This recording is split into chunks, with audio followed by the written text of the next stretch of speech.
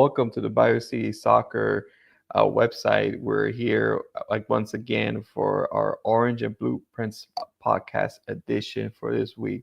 As you know, it's always another week to talk about Dash news, Dash related results. It's been a good uh, run of results for Dash here at Shell Energy Stadium, but we're always here to wrap up and recapping the games. But as your host, Manny Olivares here with us, but I'm not alone. I got my boy Diego. What's good, fam? How's it going? You Houston Dash faithful in the chat and all my viewers here. I'm so happy to be back. We've got a little bit of a lighter one this week, but we do have our thoughts from everything all the way from the Gotham game to international window. And Manny, he came prepared with the USA kit, looking fly as always. So I'm excited to be here. New camera or new. This is the first time I'm using it for the stream, so I'm excited to see this and see how it looks. But yeah, I'm excited to be here. Yeah, man. I know. Man, I didn't like this kit when it first came out, but I like the. I don't know. It looks there. It's just different. It's just different, Mhm. but I like it. But it's good. I know it's good. It's always hard when international windows come up. I think we like them and we hate them at the same time because we like club football as always better than Mhm. international football, especially when it's just friendlies. Like there's no point to having that break, but it is what it is. It is FIFA calendar window. But no, yeah. So as Diego said, we'll be reviewing the Gotham game that happened this past weekend, and then we'll be reviewing, I think, our thoughts about the Mhm. season so far. It's been 3 games in, but it's been a good 3 games, and then of course the international window, and then we'll cap it off there. But let's get started with the Gotham game. Dash hosted the Gotham on Friday night at Shell Energy Stadium, and it ended at a 0-0 result. Notably, the most anti-attacky game of all NWSL weekends. I think that was like the word going around in the NWSL community. You could tell that the player of the match was Natalie Jacobs, according to Mhm. everyone. And sadly, I think what's the biggest news coming from that game is that Tierna Davison had a non-contact injury at the end of the first half. And that was the highlight of the game, which is Mhm. sad. And so, but overall, your thoughts, Diego, of the game against Gotham? I'm gonna be honest. I wasn't really necessarily pleased with this performance. I think we could have played so much better. From what we've seen throughout the Stash squad this season, I guess, or the first couple of seasons, we see a more aggressive side. This was clearly a Dash side that knew where they were supposed to be, but there wasn't really that individual brilliance that we typically saw when it comes to players like Maggie Graham or even Paige Nielsen getting on the score sheet. That's what this team has kind of been known for these past couple of games, the individual brilliance, along with good tactics and solid rotations.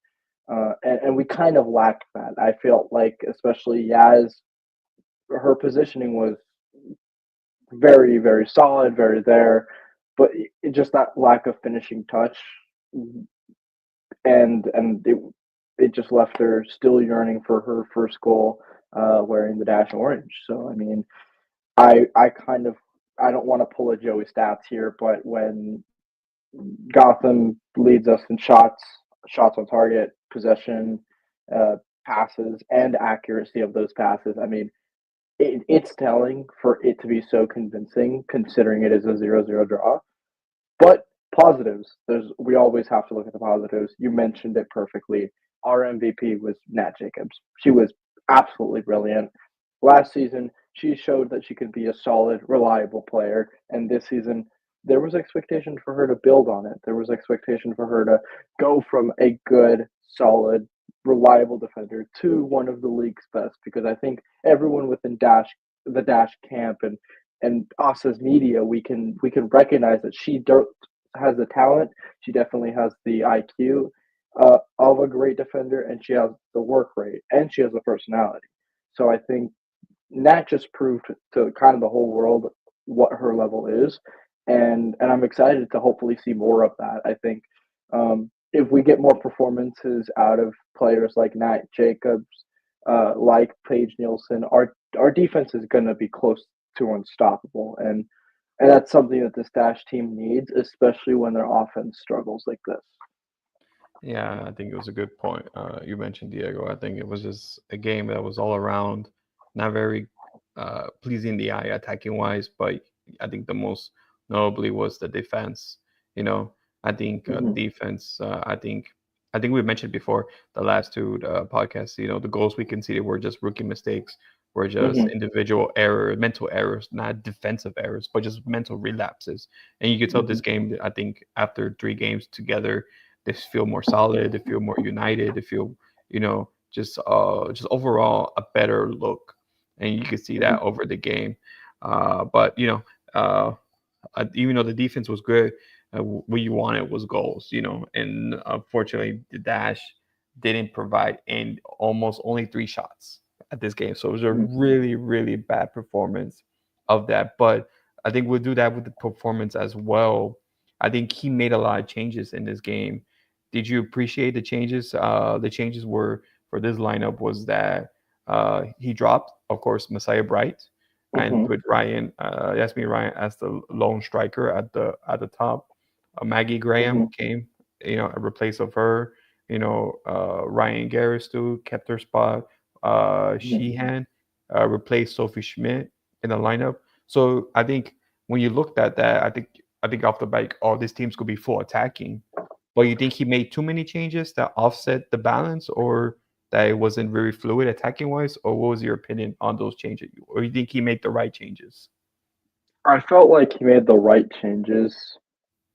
I would say maybe in the wrong timing. I felt like I would have liked to see, I would have at least liked to see a little bit more time for the starters. Most of them were subbed around the 65th to the 71st minute, if I'm thinking about it correctly, and that's simply. I'm not saying that Fabrice was indecisive when picking these substitutions because he knows what he's doing and he's proved it these past couple of games, but it does show that resistance and that hesitation of what call you want to make. You made the right decisions. I think either making that call later on into the game and giving the starters a little bit more offensive freedom, or just cutting it off and just saying, "Hey, let's refresh. Let's get a couple players and change it at half." I think it was certainly a game of tactics, and both managers didn't really necessarily play their cards properly, as both teams made substitutions around the same time. So it was kind of just I would have liked to see a little more when it comes to their timing, little instead of their actual substitutions. Because I mean, Fabrice has said it. We've said it in previous podcasts. This is a deep squad. That hasn't really been the issue here. I mean, our subs that came in, they held it down. They did their job, but it's about how much time they actually have to do it and in which spaces within the game they need to do it. When you have substitutions like this, where you're asking the question, like you said, let's get them just to attack. We need attack. We need goals. We need goals.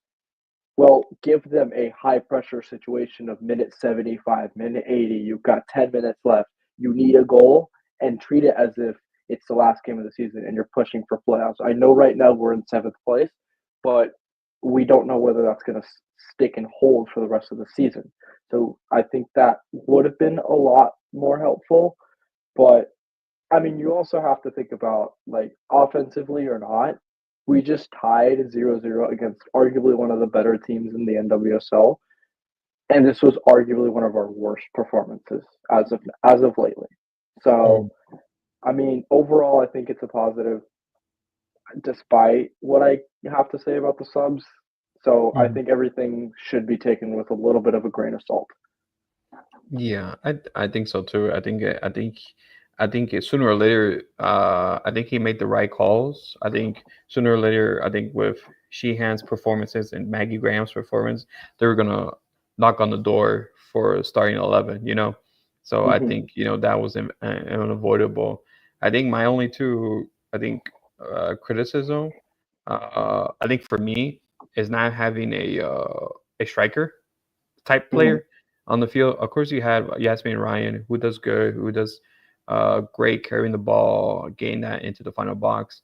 But like, I feel like she was more effective on the wing than being on the striker, you know. Mhm. And I think not having a person like Messiah Bright, who may have not registered a goal or assist this season, but offers that, you know, that leeway for Ryan to do her thing, get her more Mhm. open to do what she's doing. That I think that's the only thing, you know, maybe because I feel like of course Barb didn't had a good game. Ryan Garris, maybe the last two times, I think I was more skeptical of her starting. I think last week's game giving me a few confidence, but this game, you know, she brought down to her what expected of her, most Mhm. likely. But I think so. But I think I think what I think have me confused a little bit. It's I know we talked about Fabrice talked about the depth of the squad depth. We do have depth, but I feel like we took the X factor away from the bench.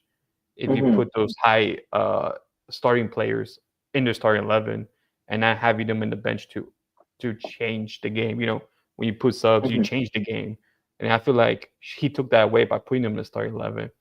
Am I the only one seeing that, or I'm just thinking too much in my head about that? I was I, I was gonna ask you that question of do you prefer Sheehan and Nesta and Maggie Graham on off the bench, because I think we both can agree that them as a partnership work well. That I think that's undeniable at this Yeah. point. I think when they're on the field together, they click and the Dashers play better. I think everyone's going to look at me and say, "Well, no, duh, that's a given." But your question of whether they're X factor off the bench, Rudy, Maggie Graham for president, I agree. I agree with that. I high key agree. Maggie Graham, uh, again, MVP. I should have put it in my predictions that she um, is the MVP, but best 11 will do. But um, yeah, to remind, um, if the Dynamo beat KC this summer, I will buy Maggie Graham jersey. But that is my one and only reminder of that bet, because I know you guys have receipts. Um, but yeah, this partnership works. I think I would like to see them start a bit more. I would like to see the Angel City game, maybe get them get another start, because right now we have too small of a sample size.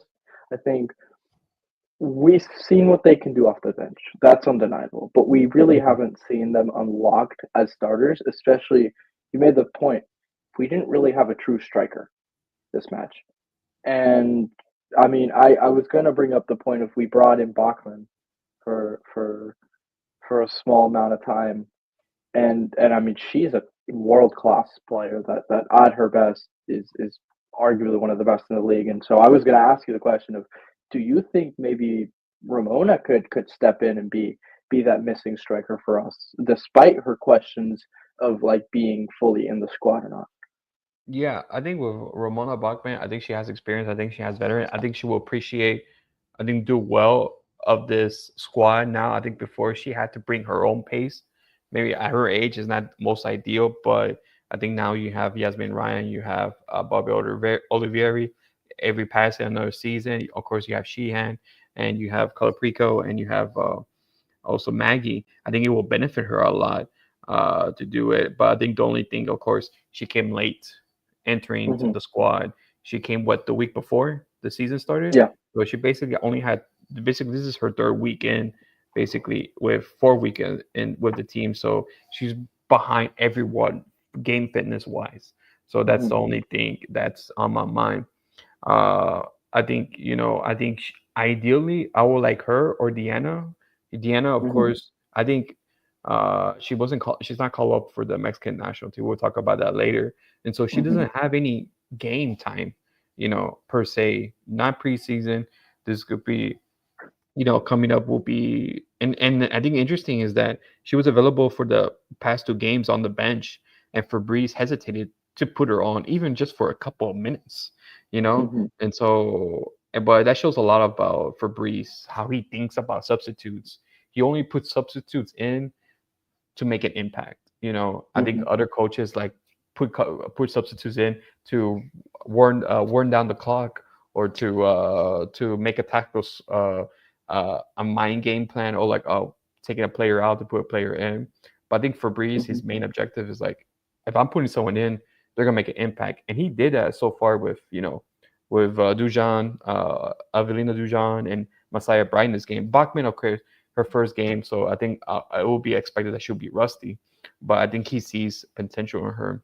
But I believe we need a striker up front, because I think Yasmin can do it, Ryan, but I think it just takes away from her game a lot. And so I Mhm. think that will be the it. But I do see Sheehan and Maggie's continue to that partnership growing. And so, Mhm. but of course, this uh other than Sheehan, who is a veteran player, this is Maggie's first start as Mhm. a pro player in the NWSL. Um, but I want to get your thoughts about it. Even though Maggie, in her performances as a sub, was very elevated, very great, is it better that her services will be off the bench, or try and continue to push her in the start 11? What do you think for that, Diego? I think that's a good question. I think it's if you ask Maggie that, I think she's going to give you the clear answer that she wants to start. She wants to play all the games. She wants to be there all 90 minutes and be there for her team. But I think that's Fabrice's call. Honestly, I Hmm. wouldn't have a problem with her starting a couple of the games that aren't really as higher profile, like possibly. Um, I'm not sure, but like possibly not like higher profile matches. Like I wouldn't expect her to start against KC or Washington and or anything like that. But I mean, I want to forward a little bit about her talent. Maggie Graham, I think, and I still believe, and I've believed this ever since she was at Duke, and I can be quoted on this. She is one of the most talented rookies, if not the most talented rookies in the NWSL right now, and she's just proving it. I think Hmm.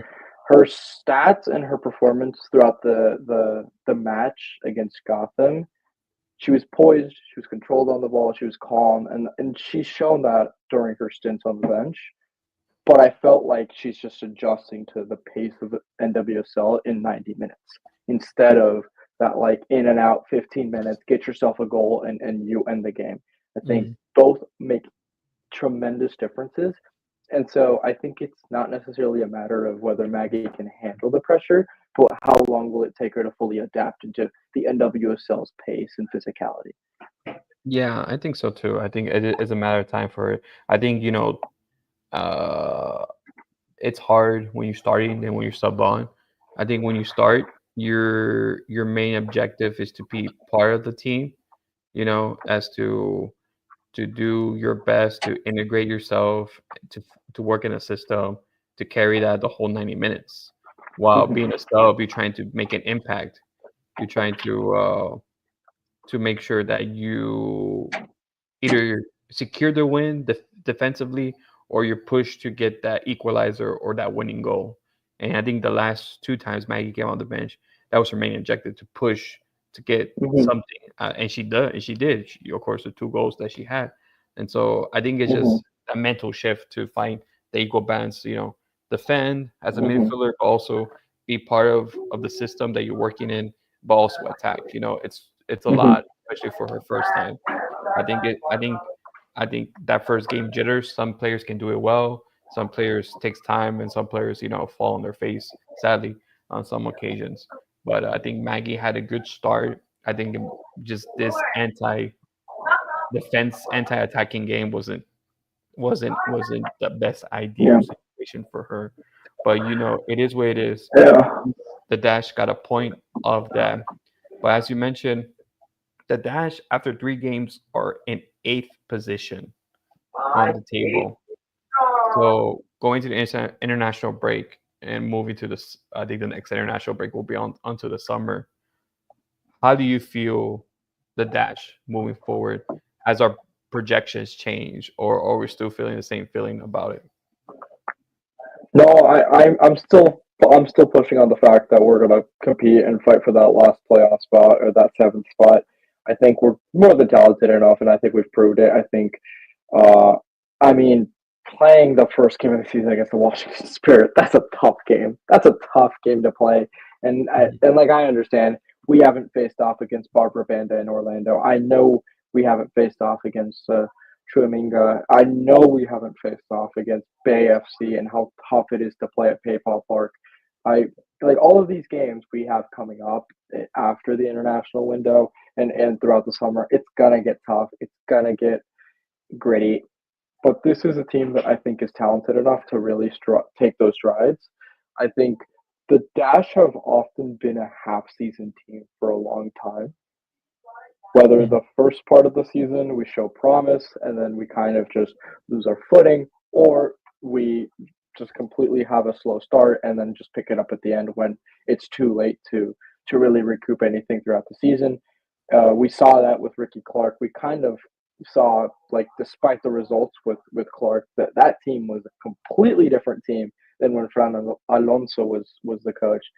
And so now with under Fabrice, we kind of have more to root for because there's more a better product on the field overall. I think you also mentioned the fact of like international windows. We didn't necessarily have everybody, and everybody wasn't necessarily focused on it. I Avery, we're going to talk about her and her stint with the U.S. But I mean, it's just unbelievable to see these first couple of games and to be talking playoffs, especially after last season, which we were talking not last place. Mhm. Yeah, exactly. I think it also not just only us. I think national media, for the NWSL, they mentioned a lot about Houston Dash, Houston Dash, Houston Dash, which is Hmm. which is gives me a little nervous a little bit because it's like I'm not used to this. So it's Hmm. like, but I think it just shows overall how the league is going. Portland Thorns is not doing the best. Gotham is not doing the best. Utah, sad. Well, that was weird. They made a lot of changes, still not doing the best. And of course, I think what's the one Carolina Courage as well, not doing the best as well. So there's a lot of changes that you expect these teams to do better, but they're not. And I think Dash is benefiting from that as well. They're Hmm. they're really at a good point of the season.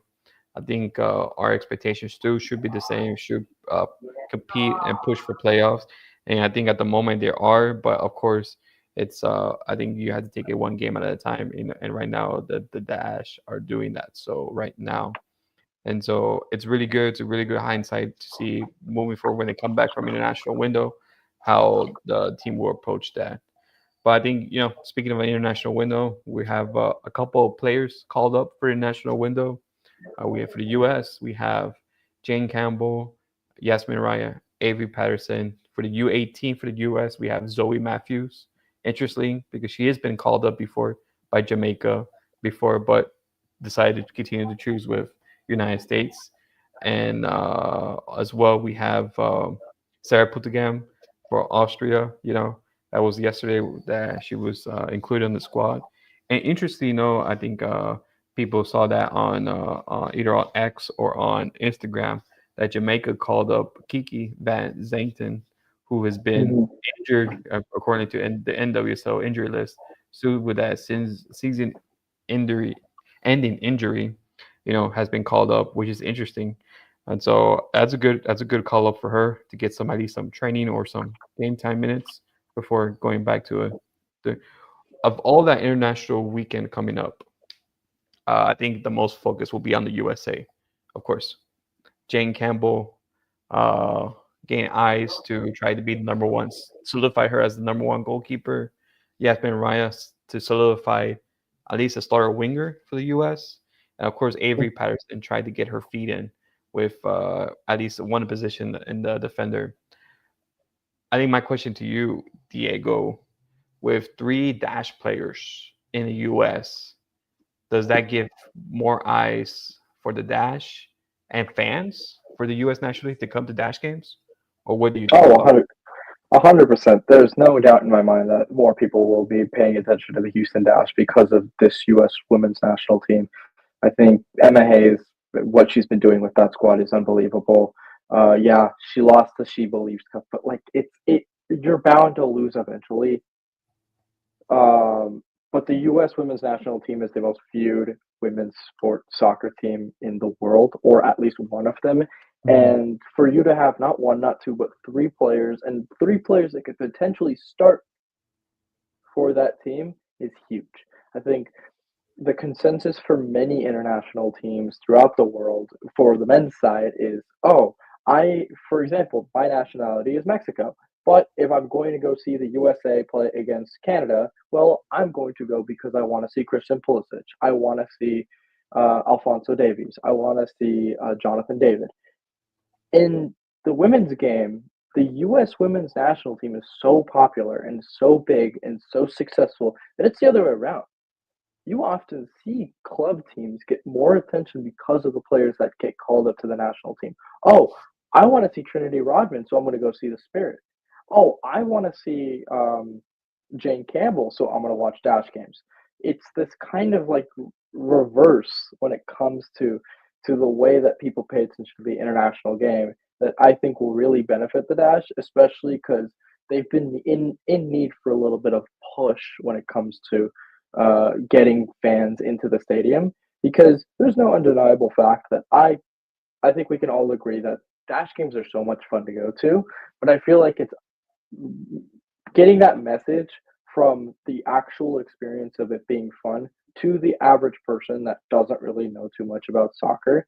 Because the average person that doesn't really know too much about soccer might not know what the Houston Dash is, but might know that the U.S. women's national team is the best national team in the world. So I think it'll be doing nothing but positive things. And even if it gets one, two, three, or like 40 fans in at the Shell, I think it'll be a positive. To see players like Avery, to see players like Jane, um, to see players like Yaz, I mean Zoe Matthews, um, in the youth ranks. This is all positive because this is the kind of thing that you've wanted to see from the Dash for the longest time. Yeah, exactly. I think when we talk about players playing the biggest stage, there's no bigger stage for the women's game to be part of the U.S. women's national team.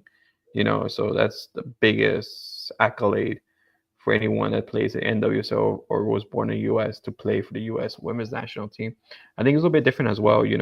From the men's side, I think even though the national team game has been longer than the men's, but with money and popularity in the clubs have surpassed the Mm-hmm. national game. While for the women's game, for the longest time, it was just the national Mm-hmm. team, until recently. As when other nations, Spain, England, France, and Germany started to create women's team, and even the U.S. later on. It does the women's team first accolade. I think it was interesting, like when you compare uh, prizes and everything. The men's national team level is like the World Cup, and then your confederation, either which is the Euros or the Copa America, which is like the highest accolades. But for the women's game, is the World Cup and the Olympics, just Mm-hmm. because just because the how the target demographic is, but it is what it is, and so, but every time they see the U.S. women's team, I think they carry that pride of being the best, and they do. They deservedly. I think they have 4 stars. They have won 4 World Cups. Mm-hmm. That's like they're almost like the Brazil for the men's team. But it is what it Yeah. is. But I think it's gonna be good eyes for the Dash, especially with the opponent coming up with Brazil. Brazil. Of course, they're gonna face some of those players, their former teammate Darciani against. But it's still going to be a good game, good views, especially for a high caliber match like that. So if any of Mm-hmm. the Dash players perform, let's just go and trans over to the club, because this player played good against Brazil, so they got to be good in their club team. So Mm-hmm. like you said, so it's a good way to get people on support the local team and support Dash and the NWSL product as well. But I think my question to you, uh, how do you see these games uh, going as well for the Dash players? You think in this lineup they will lock in their positions for the next call up, or even for the next tournament coming up for 2027 for the World Cup? I mean, I'm gonna be honest. I don't, despite her age, I don't see anybody that's the number one goalkeeper besides Shane Campbell for the time being. Hmm. I I really like Jordan Silkovitz of Bay FC. I think she's been killing it. I think she's Hmm. been doing great, and I would like. I know this isn't a Bay FC show, but I would love to see her get a call up as a young goalkeeper. Um, Heather Hinds, I mean, I think she's a great backup goalkeeper. She showed it in the Summer Cup. She was great. But Jane's the number one. Jane's been the number one ever since Air decided to retire from the international team, and um, and I think it's more of paying attention to Avery and Yaz because Yaz has cracked into the team but hasn't solidified her spot like maybe Jane has.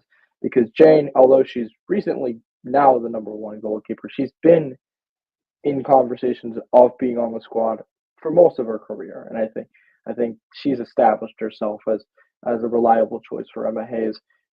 Whereas Yaz and especially Avery are want are probably wanting to put in their best, and I mean I would expect Avery to get 30-25 minutes in her first game, and then the second game maybe possibly get a start as a fullback or as a right midfielder, as a left midfielder.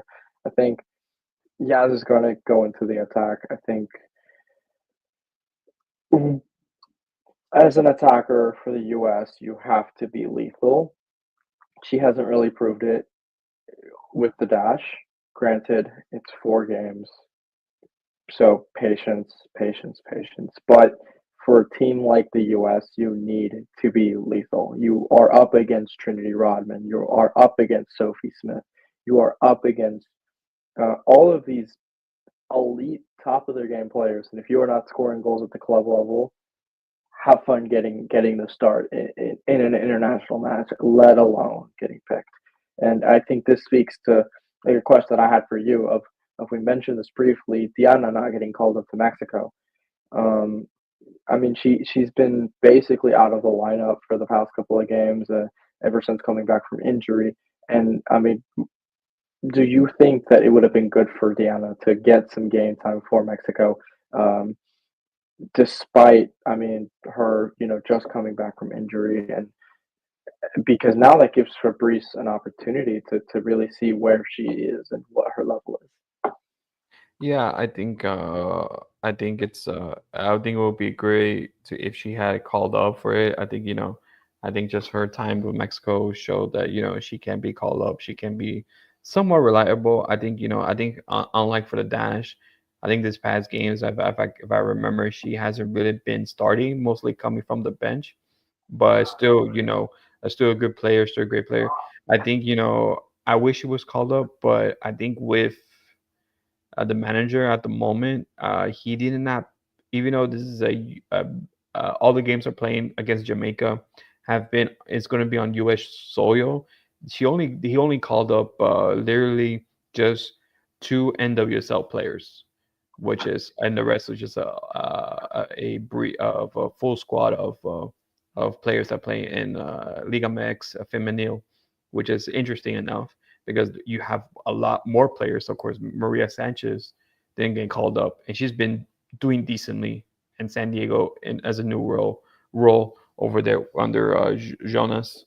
But I think it's just I wish he got called up because it's still at the end of the day a friendly. It's not a competitive Hmm. match, so minutes will be crucial. But I think at this point it was just mostly the coaching decision to I think to raise more awareness for uh, uh Liga MX Femeniles player and their talent against other nations. I think that was his main focus, which is interesting. But I think that's the approach he's going for. But I think that's how it is. Uh, but for me, I think it's just I think that will fast track her more to get back to the team Hmm. fitness wise, to Hmm. get more minutes. But I think we just don't know. We just don't know how her fitness is because Hmm. she hasn't played the last two matches that were available. She hasn't been called up for Mexico. Usually she is for sure called up. So it's been up and down. So it's very hard to see what will happen for her future at the moment, but it is what it is. You know, that's international is the coach's decision to call up people who are ready or not fit. You know, it's up to them. Hmm. But I personally, I think answering your question, I would like for them to be called up to get minutes, but uh, at the same time, not because she will have more time with Fabrice. She'll have more time developing into the system. So I think it's pros and cons. I think you just don't know. Hmm. You don't want to push her and risk another injury. That's Hmm. another thing as well. So it's always a 50-50 when you look into those call ups as well, especially when Hmm. games are coming thick and fast as the NWSL is. But I think that's how the international window is. But Yeah. I think with the international window, with everything coming up, it's so much thing moving forward. I think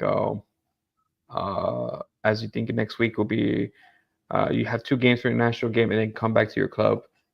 Luckily for the Dash players, they play home, so they don't have to worry about traveling after Hmm. international break. So just come back and fit in. But with that in mind, Diego, I think my last question for you is: will you be keeping up with the national window, or you be off and just focus on the next week's NWSL game? No, I'll be keeping tabs on the U.S. and I guess Jamaica.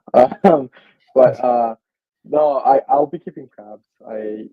It's tough to keep up with teams down south here in New York, but when there's a will, there is a way, and I'll certainly make that continue to happen. And it's always excitement to see players like Avery get to start, and I would definitely like to see that with my own two eyes. And so, you can definitely count on me to stay tuned on what they're doing and what Emma Hayes is cooking up.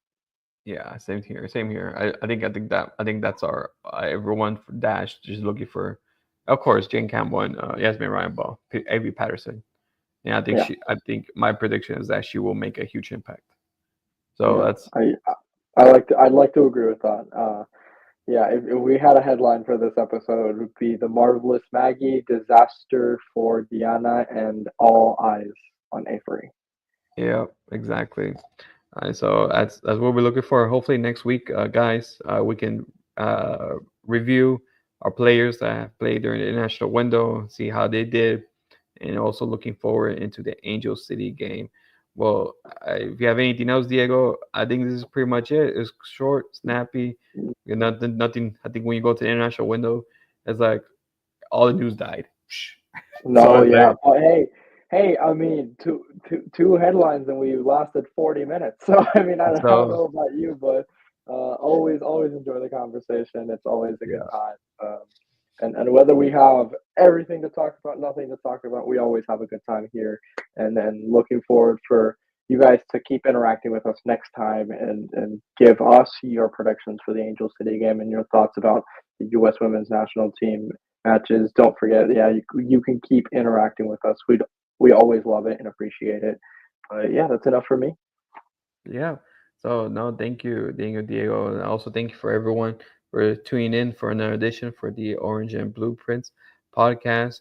Please always look us up at biocitysoccer.net or our social media at biocitysoccer at X, Instagram, or YouTube, or Threads, or Blue Sky. We're on everything. We're on everything. All of them, all of them. Yeah, We're on most of them. yeah, so we're on everything. So, but always look us for that. As also, thank to our sponsors, Ugly Guppy and Lotus Bravos, for always helping us with new swag and food as well at games. So always hit them up. They're really great. They're really great people. But thank you all. Thank you for all for tuning in for another episode next week. As we said, we would like to review the international window. Hopefully, we're getting more news of either when it's the ETA for Rebecca. Hopefully, we get more news about that. If not, we'll still take it in and get ready for the preview for the Angel City games. Well, thanks you all, and wish everyone a good night.